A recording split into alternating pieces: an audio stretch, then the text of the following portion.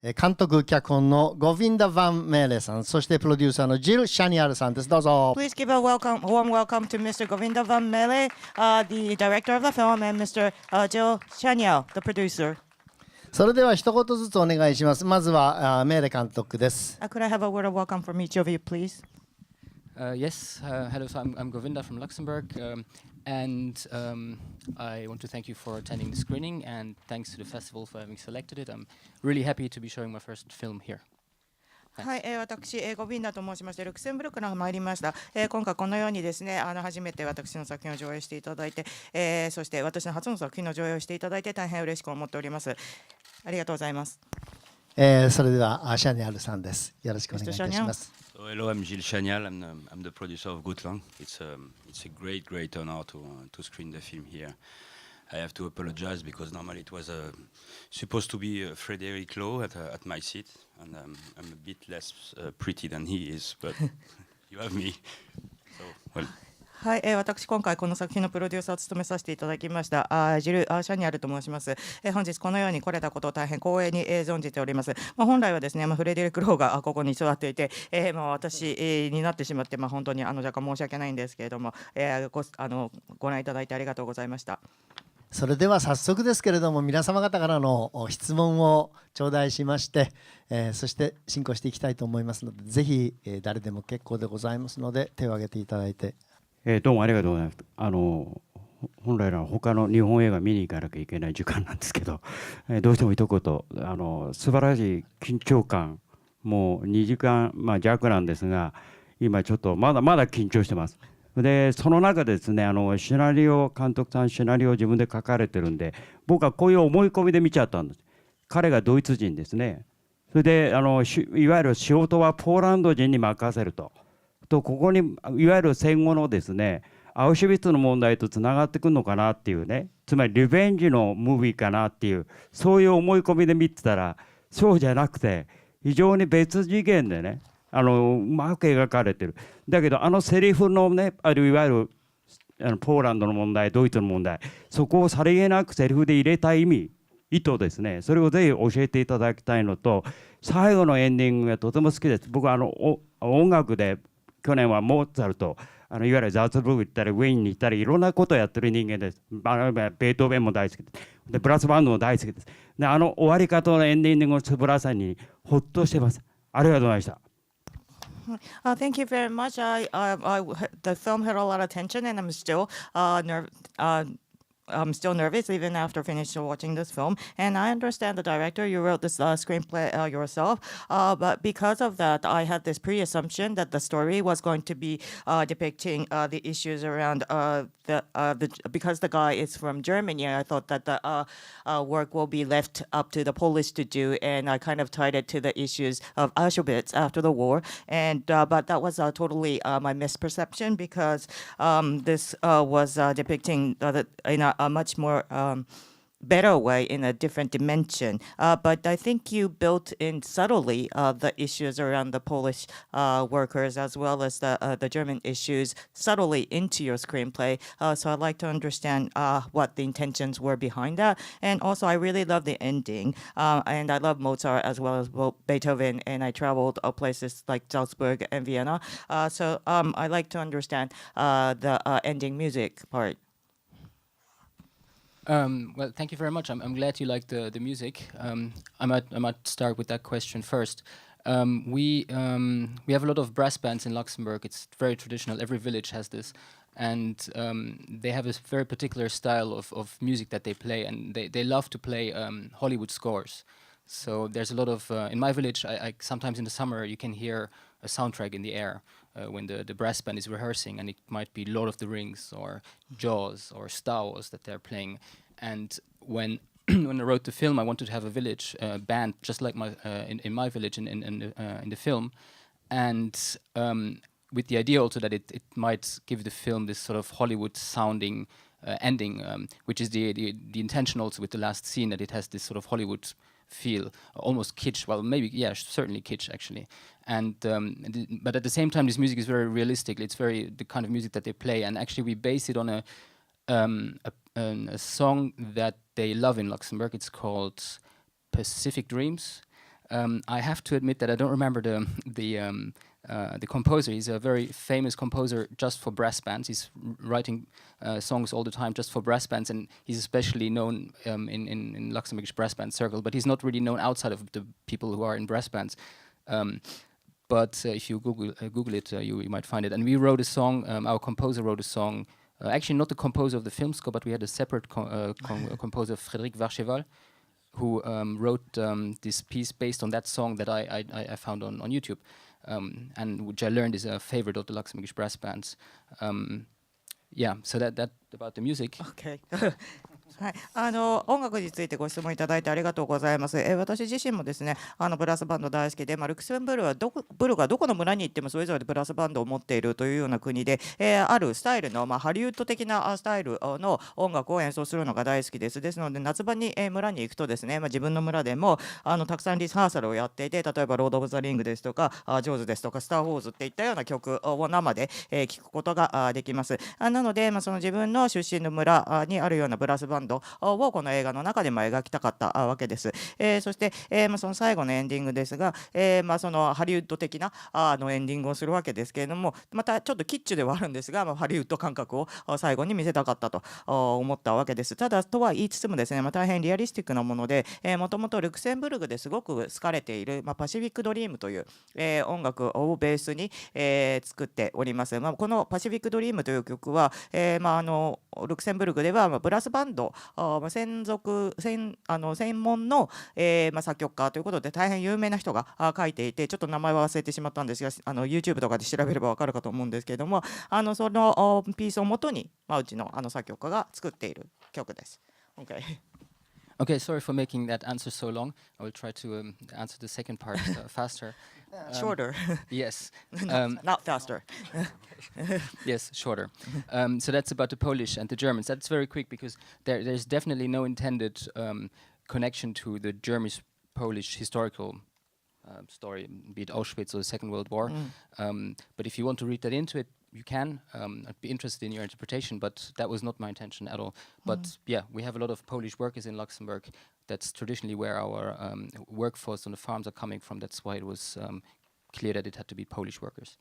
はい、あとポーランドとドイツ人の問題ですけれども、これは全然意図しているものではありません。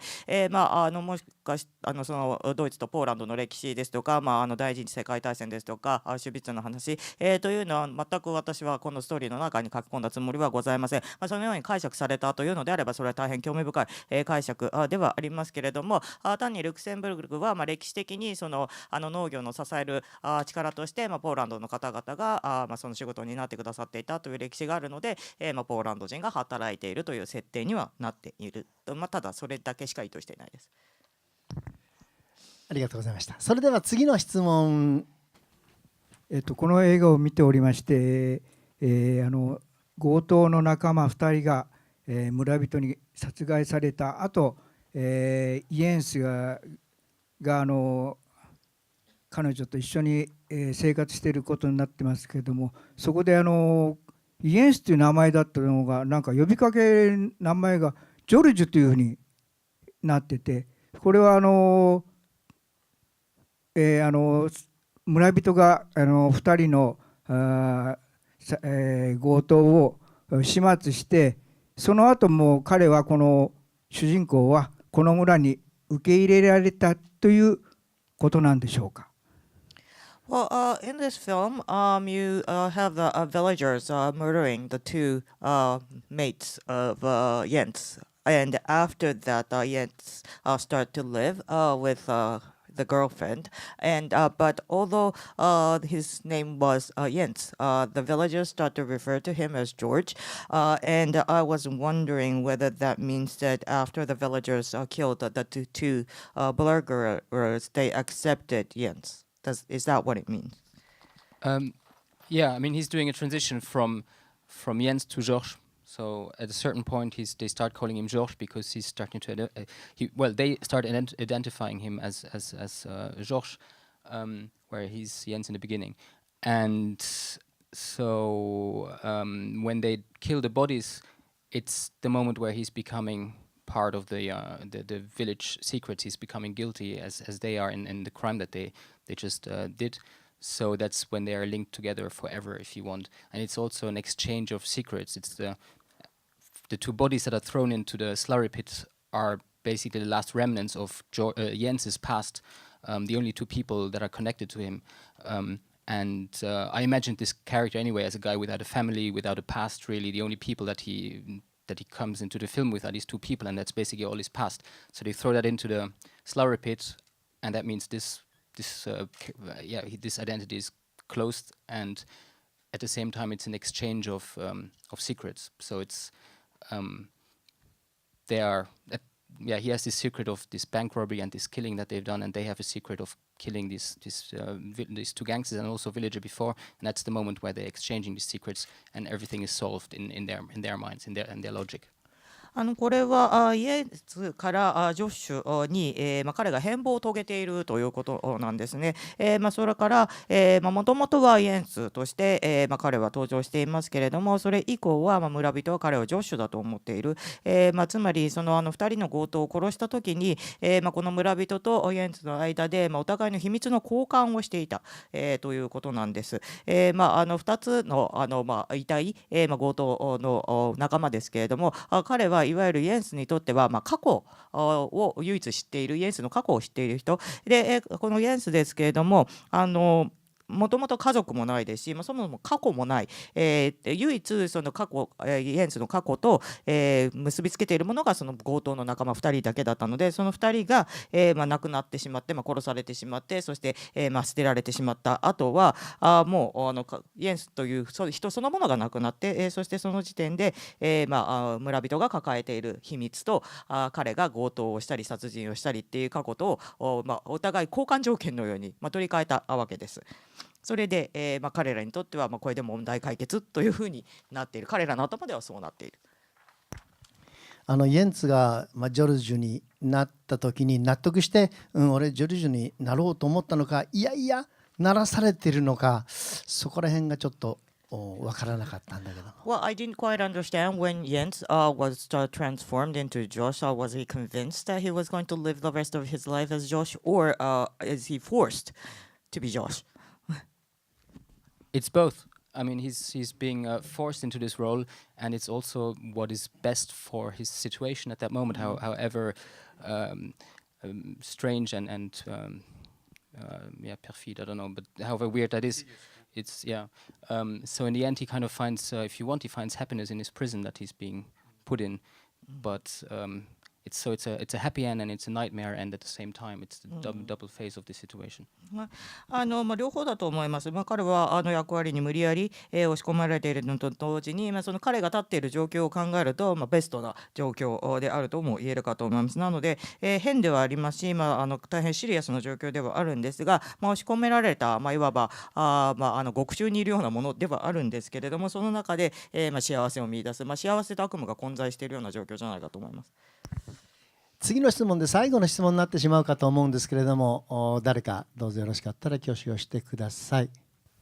すみません、とてもいい映画ありがとうございました。